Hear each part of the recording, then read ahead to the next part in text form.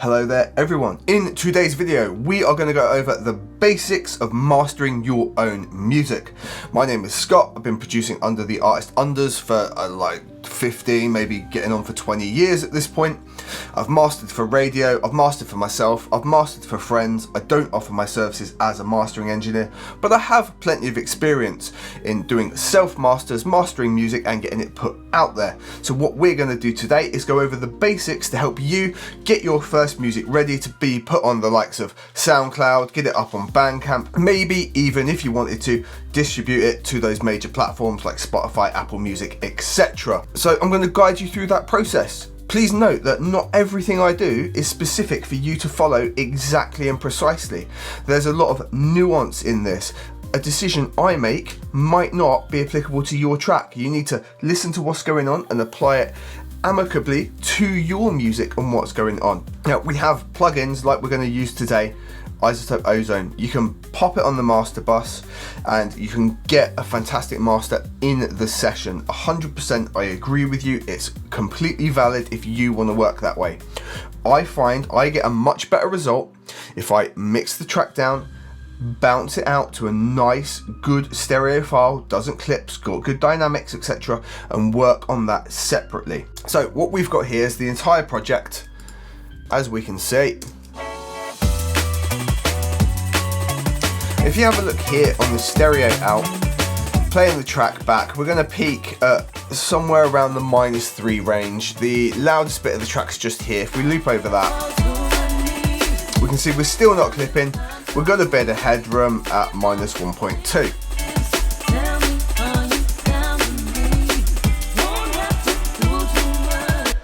Play through your whole song, make sure it doesn't clip, bounce it out, and you will end up with something like this. We can just import that straight into Logic. Look, and if we press Z on here, there is our audio file. We know it doesn't clip, it's just all processed out. Now the very first thing I go and do here is what I call, or what I was taught, was a top and tail. We're going to go right into the start of the track, right into the end of the track, and make sure there's no pops and clicks. Now when I produce my tracks, I go into Logic and I add a little bit up here, so there's a tiny little run into the start of the track, and that means I end up with a tiny little bit of silence like so, which means we can just trim that away and pop ourselves in the teeniest, tiniest fade and bring that back. But it also means there's never like a kick coming straight in and that you open your track with a pop or a click. There's always just a nice smooth transition in. Turn the metronome off, play that, nice and smooth in. So zoom ourselves back out. And same thing on the end. I'll tend to just let the track run off naturally so we can play it, listen to it at a decent level here, because we want to hear where it naturally fades away, and we're going to bring that in and do the same thing with the fade. So I would say it's about there. That's where it naturally feels like the track has ended. Bring that in, we'll give that the teeniest of tiniest of fades. So now we should have naturally ending, no pops or clicks. Beautiful, so we've topped and tailed that nicely. We've brought the track back to the start. We can bring the end of the project if we want to. It doesn't actually matter, but it can be a nice little bit of admin depending on your DAW. Just to bring that right in, tuck that in nicely. Beautiful, so we've done a couple of things before we have even actually put Ozone on. So our next thing, let's get Ozone onto our channel, okay? I'm going to put Ozone on this actual channel right here. So we can get into here and go Ozone. And we want 11 because that is the current latest version. And that's going to pop that on there for us. And then on the stereo out, I like to pop the tonal balance. And I also like to do a separate loudness meter. I just use the one that is in Logic. The first thing we need to do is we can look at this wave file and we can say, well, actually, look, we looped over our loudest bit, we played through the track and made sure it didn't clip, but there are some things represented here, like this peak right here looks like it gets right up to the edge. So I'm going to loop over that and just make sure. And while it didn't clip, it does take us all the way to 0. So I'm going to want a little bit of headroom. Now, Today's video is sponsored by DistroKid. They let me get my music out to all of the major distributors, and they do that at a price an independent artist can easily afford. If you're ready to get your music or beats out there and want to release an unlimited amount of music each year, check the link in the description below for a discount off of your first year of unlimited distribution with DistroKid. You can do this in Ozone here, and we can take the input down here and bring it down a little bit, or we can do it in our DAW. You don't want to bring the fader down, you want to bring the gain down. So in Logic here, for example, I've got the inspector over here, I have more, and I can bring the gain down here by say 3 dB to give ourselves 3 dB of headroom back, and that gives us a visual representation of that happening with the waveform, which is nice, lets us know it's there in place. Another way that I've been shown to do it is have a separate gain control in before you go into something like Ozone, even though we can do it in here. As long as we're gaining it down and we're not pulling the fader down, you're good here. Just give yourself that little bit of headroom, because if we need to add like a little EQ boost or something like that, we need the space to be able to do it. Otherwise we're going to be pushing up, we're going to be clipping, and then we're going to really struggle to get the loudness at the end. Now we have the power of Ozone here. We can give ourselves a good starting point, and I never used to, I now will use this sometimes in 11. So I'll go over the loudest part of the track like so, switch this guy on right here and let this go. And now I'm going to turn my monitoring volume down so it's a really nice quiet level. I'm going to be moving that up and down a lot because I want to hear it loud, I want to hear it quiet, but I don't want to tire and blow my ears out.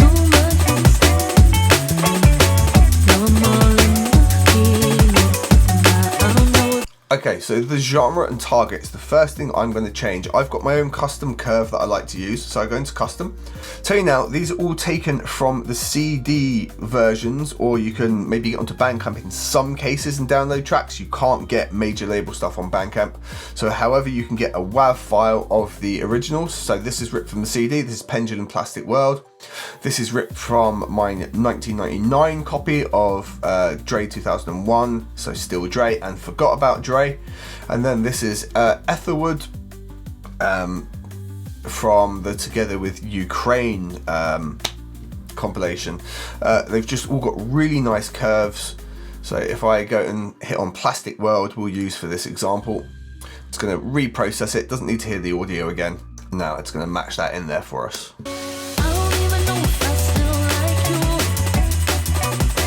Now it's fair to say it's smashing that far too hard now.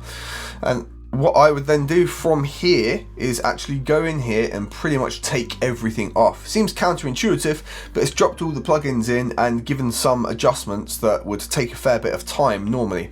The dynamic EQ, for example, does a really good job every single time. Stabilizer and clarity generally do okay. I find that the EQ makes stupid decisions, like it's given loads of low end when there's a massive low end in this track. Impact, not necessarily a fan of what that does, that's just squished the hell out of it. But I'll just take all those off basically. Maximizer as well as added 16 dB. We absolutely don't need those to be in there in this instance. So we're going to take all of these off. Just to clarify what we've done, we've taken our track, we've bounced it out, we've looked at it in Logic and we've topped and tailed it to make sure there's no pops and clicks at the start and it ends nicely and we haven't got some 15-minute long reverb tailing off there.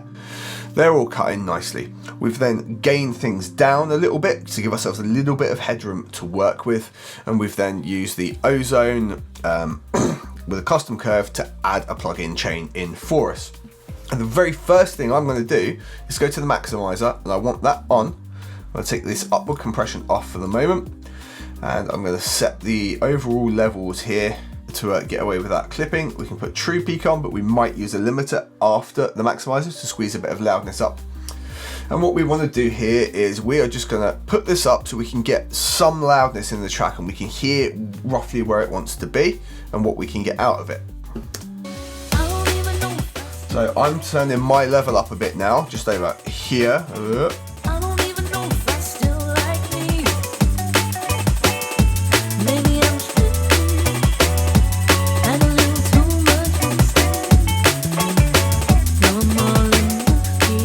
So I can add about 8 dB here before I even I can't even really hear that compression happening. There is some happening. My ears aren't even picking it up yet, so I can give myself loads of level. That's a good sign, straight off. And we want to just give ourselves that bit of level, work at that compressed level. I find if you do all this like beautiful, intricate work and then try and crush it at the end, things go wrong. If we've already got some level and gain in there, we can work into it a little bit more. Okay, so going back to the start, EQ, we'll switch it back on. We definitely don't need that. If anything, I would actually be looking to roll this off at 20 Hertz and just get rid of this wobbliness at the end, if there's anything really there. Now I'd like to point out something really key here. I'm wearing headphones, but I am only wearing headphones for the purpose of recording this video, because I can't have massive speakers blaring out and a microphone. I mean, I can, it just makes a nightmare for editing. What you should be doing is having your monitors on, having your cans on, having some just normal like commercial headphones to hand. Even I have little earbuds here that I sometimes pop in just to reference things, check them back and forth. If you find you put your earbuds in, crank them up and it's just absolutely decimating you in the top end because you don't pick that up in your room, you've just got ebb and flow between that. The other reason that tonal balance is on here is to help me with that. So if I go to fine here, and we used plastic whirl, didn't we? So let's go plastic, and there's our plastic whirl curve. We can look to see that we're all in that range as well. Make sure you utilize those tools, but for the purpose of the video, I'm just in headphones. As long as you understand that, we're gravy. 20 Hertz, it is going to get rid of some like wobbly, unnecessary low end that doesn't bring anything to the music, but could likely be taking up headroom, especially as we compress things and lift it up. I'll allow the signals for sure, still down here. There's nothing going on here. I could potentially bring this up to the likes of 30, and what I would likely do is listen to this. If we hold Option and click, you can do that in Ozone. And you can find where things are starting to take effect. So we brought this all the way up to 44, way too high. And we can hear some of that sub starting to come in now. You may not be able to, like I said, I cranked the volume and I've got decent headphones on.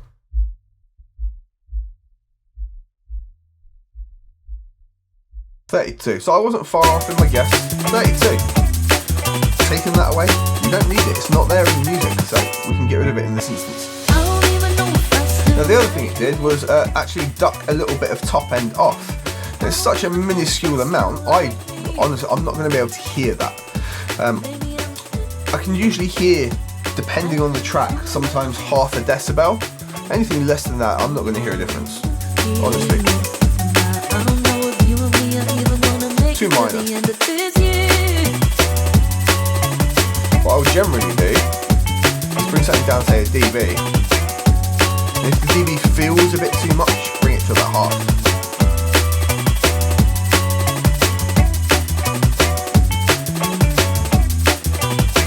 Now I'm not sure I disagree with that, to be honest. So let's bring up our tonal balance. It tells me it's pretty spot on, right? In the terms of the top end. In fact, look, that's a pretty damn balanced mix. Take some credit there. If I were to take this out, which I think is dulling it a little bit too much, it is on the real top end doing the job. It balances out a little bit more. So maybe we do what I just said, we take that back by about half, but we even bring it up a little bit higher, and we'll adjust our slope to be super harsh like so. Now see, we are pushing it a little bit too much now. Let's take that slope back a touch.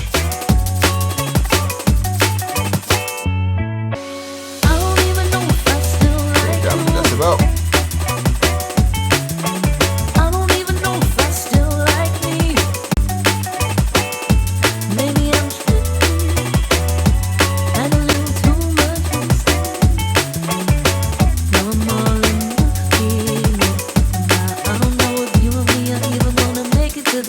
Yeah, I prefer the brightness, so I'm going to give it the half a dB back.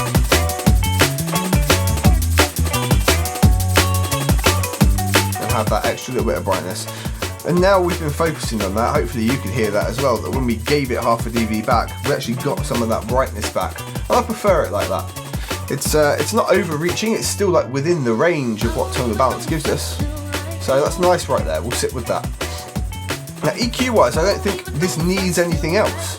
And we've proven that with tonal balance as well. We can see this section, which is the main like hook part of the track. As long as this sounds like spot on, we're golden, right?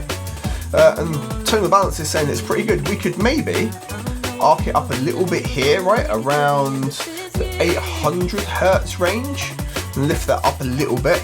But we might do that with compression as well, or even the vintage EQ, or potentially the dynamic EQ, because then we can lift that up, and then if it is too much in certain parts, allow it to bring itself back down.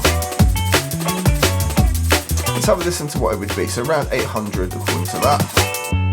Let's give ourselves about a 1 dB lift.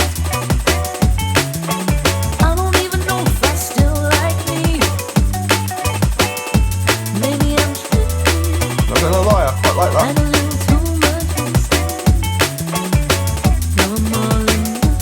So I'm bringing the volume right down now, super low, because I want to be able to hear, because this adjusts that really low balance. When I hear more of the track, does it sound better? At a really low level.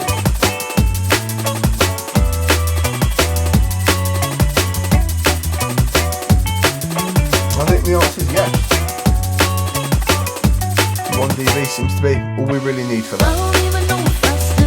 Okay, impact. I generally hate what this module does. And I don't like that either. I'm not even going to play around with it. I don't think we need a huge amount of compression here, but I think the whole track as a whole could do with a little bit. So what I'm going to do here is I'm going to add in another tool, and I'm going to add in the vintage compressor. And I'm going to bring that in before the EQ. What? Why would you do that? Very simple. I've just added a nice boost to that mid-range on the EQ, and that balance sounds nice. If I was to now add a compressor to that, it's going to be catching my low end, which is a little bit up here, and the little bit of that mid that I've just brought up is likely going to get squished down. I would rather that balance we've just done be afterwards. We've still got that little bump that sounded better, but on a squished up signal. Attack wise, I think we can go relatively slow here, to be honest. So they're big long bass notes that it's going to be hitting it first. So give it about 40 milliseconds on the attack. Release can probably be as high as 80, maybe a bit higher. We'll listen in a sec.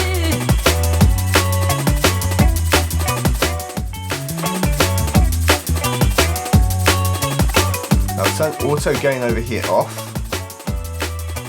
Mostly because I don't like the way it gains up when you start compressing. Okay, so I'm going to put the ratio up to about 3.5 instead of 1.5.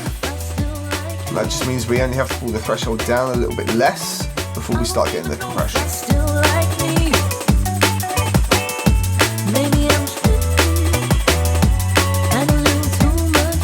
Cool. So that attack there being about 40 milliseconds, that's giving us that little thwack into the kick drum. I don't know if you can really hear it, but because it's quite slow, it's kind of escaping through and then pulling it down. It goes. I like that kind of like pumping ebb and flow that it can add.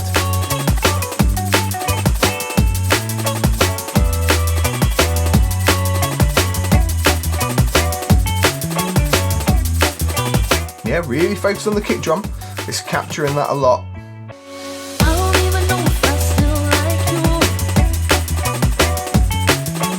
Everything's kind of loose and a little bit detached, and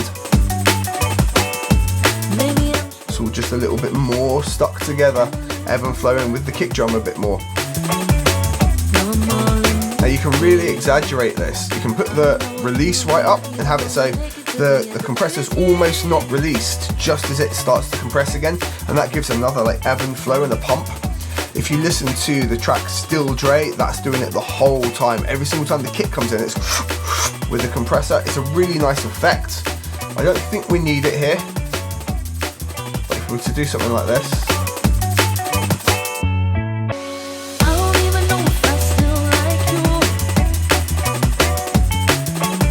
you do feel it.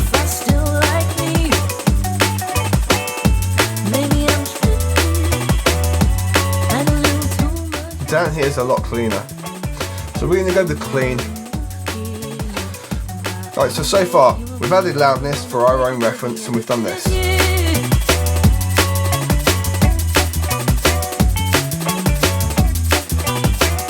about 10 tiny adjustments, right? But it's made a good difference already. Now, imager, I don't want you to worry massively about imaging, apart from this. Solo your low end out and check that it is mono compatible. There'll be plenty of people that will probably argue in the comments down below that you don't need to worry about this. However, in a car, it will cancel out and you'll get no sub. In a club, it will cancel out and you'll get no sub. In a sum to mono signal, it will cancel out and you'll get no sub. So as long as you're a nice +1 correlation, a nice straight line like this, you're going to be absolutely fine. If you're not, drag this down and it will be even better correlation. In this case, I've done this in the track. We don't need to worry about it. Usually you only need to do this below about 60 Hertz. Here with the kick drum, we want that to be in there a little bit as well, but that's all we need to worry about. The rest is about spreading it out if you want to. And that can be quite nice to do something like this. If you ever watched Streaky's videos, he basically does this. That's really spread out, right? But the correlation's not passing 0, so we're still going to be fine. And with the high end, it's a lot harder to phase cancel it and create problems, essentially. So that does this for us. That's where we were.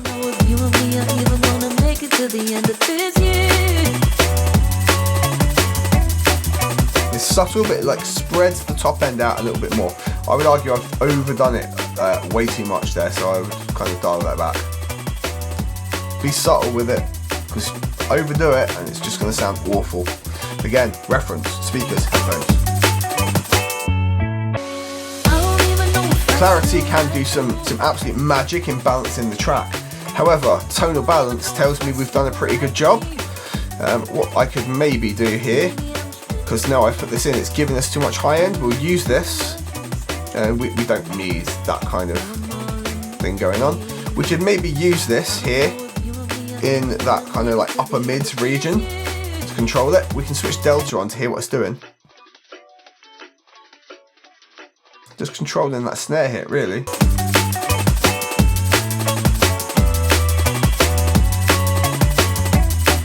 Which it is doing a nice job, actually. The snare is maybe a little too loud. It's only taking it about half a dB to a dB down.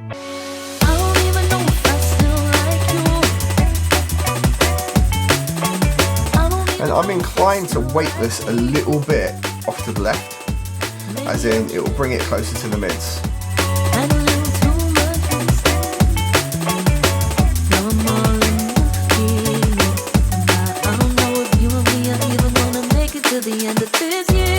I don't think we need the stabilizer, I'm going to get rid of it. Dynamic EQ. This does a fantastic job, and I'm going to prove that now.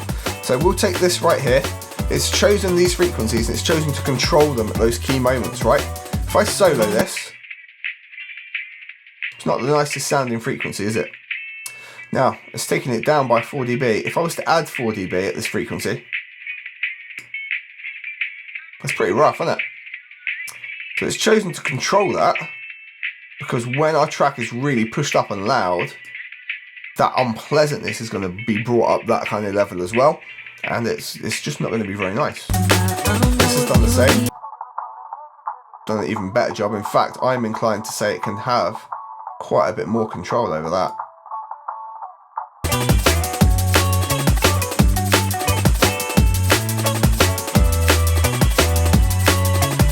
Alright, let's bring it to loudness. Let's bring up our loss meter here.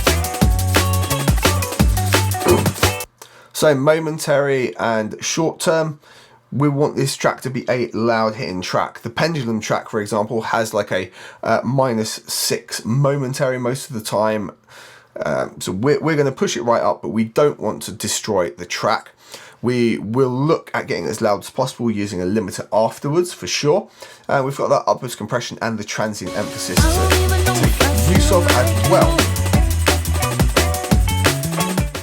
So character wise, fast and loud is probably the way to go.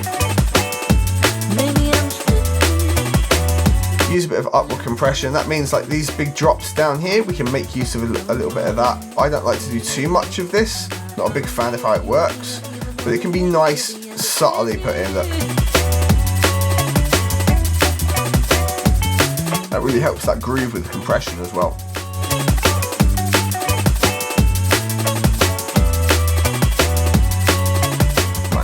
Right, put the soft clipper on. I like it on low and just like 3 to 4%. I'm going to take true peak off. That means it will be able to sometimes get past 0, which we're going to take this to 0 now. After this, I'm going to put the vintage limiter, put it onto modern for this kind of music. True peak minus 0.1. Let's give ourselves a fair bit more level here.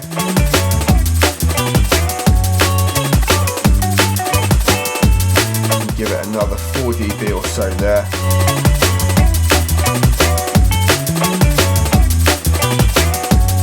I think we can maybe even give ourselves another dB here. That's really starting to sound where I'd expect it to be sitting. Alright, to check through it, and I'm going to cut this, we need to start so it measures our integrated. Go from start to finish and get our integrated value across the whole track.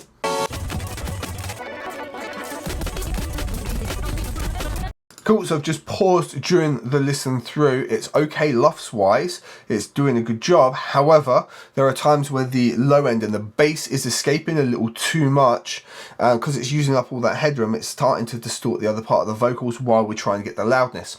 So we're gonna have a look at correcting that. We could potentially do it with the dynamic EQ or the multiband compressor. So if we go in here, right here, we can pop a band in here. We don't want the backsound or bass. So I'm unable to get what I want out of the dynamic EQ here. I could have a look at doing it with a band shelf like so, and controlling each one that way. So that's another option that we'll have a look at. Taking it down by about 3 dB.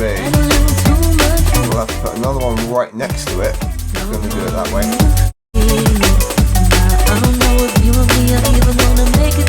Capture this one.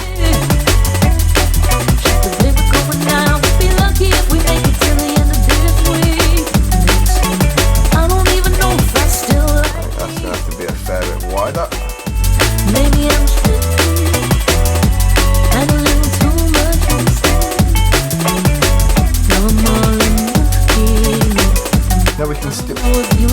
Now we can still hear everything going on with the bass line, but it's now not pushing so hard into the limiter that everything else is distorting.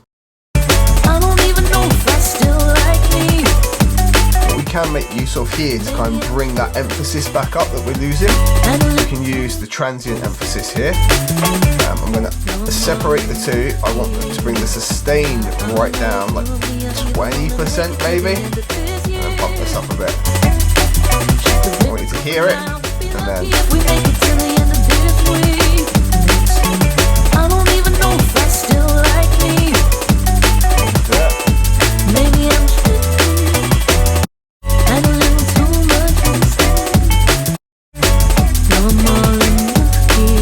it helps bring that kick back where we're having to lose a bit of that control there. And we're still nice and loud. So we'll try again, listening all the way through and getting those LUF levels. So make sure we reset our meter because it's been corrupted by looping over and over.